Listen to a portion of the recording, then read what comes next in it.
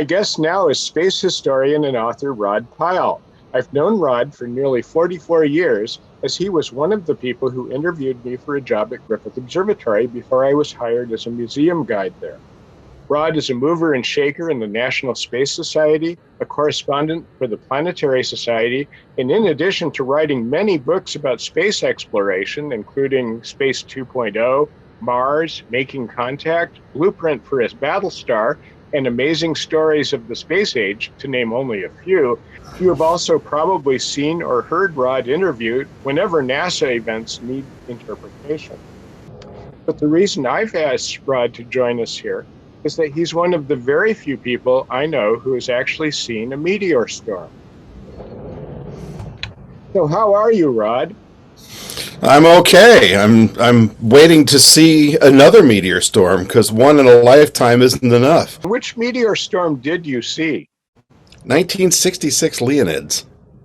How old were you then? 9. Is that right? Yeah, I was 9. And where did you observe it from? So I was an avid sky watcher as a kid, and I didn't really know very much about meteor showers, but I had read, I think at Sky and Telescope or something, that the Leonid shower was coming. So I lived in Pasadena, California, which was fairly light polluted at the time.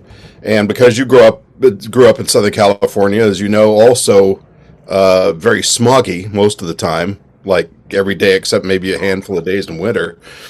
But I just went out onto our back patio and did what I did on a lot of warmer evenings, which is set up a lounger and lie out there with a soft drink and a flashlight and my Griffith Observatory Astrorama star chart, and was staring at the sky. And I had probably been doing that since I was about 8, so maybe a year and a half. You know, having ADD as a kid, you tended to have insomnia, so staying up was not a big deal.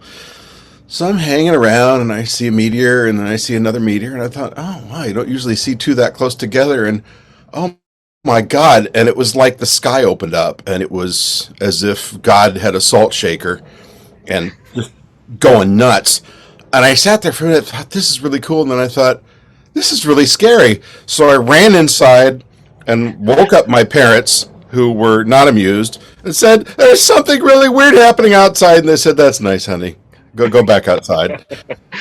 And back outside I went, and I don't remember how much longer it lasted. It wasn't hours, I don't think. But I remember it going on for quite a while, and kind of having trouble believing that I had seen what I just saw. And it was like a solar eclipse. You know, it was one of those kind of life-changing moments where you think, well, that's not going to happen again for a long time. And sure enough, I stayed out the next few nights and it didn't repeat. Because it was kind of a whole sky event, at least as I remember it, and I couldn't determine a radiant, but I didn't really understand very well how that worked yet either. It was like watching really large, fast snowfall, I guess. But no, it was a briefer event than I wanted, because once I got a taste of it, I thought I want to sit out here and watch this all night, but unfortunately it didn't last all night. This potential meteor storm of the comet 73P is not very well known, I would say. There have been a few articles about it recently, and there seems to be a lot of cautious skepticism, like nobody wants to go out on a limb and say there's going to be a meteor storm. And I understand that. I mean, meteor showers can be very disappointing at times. Yeah. Which is actually partly a problem with the 1966 shower. Nobody was really sure what was going to happen.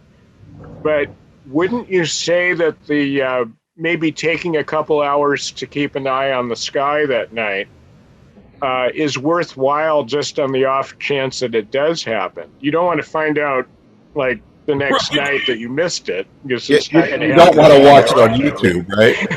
Yeah. Yeah, it's not quite the same.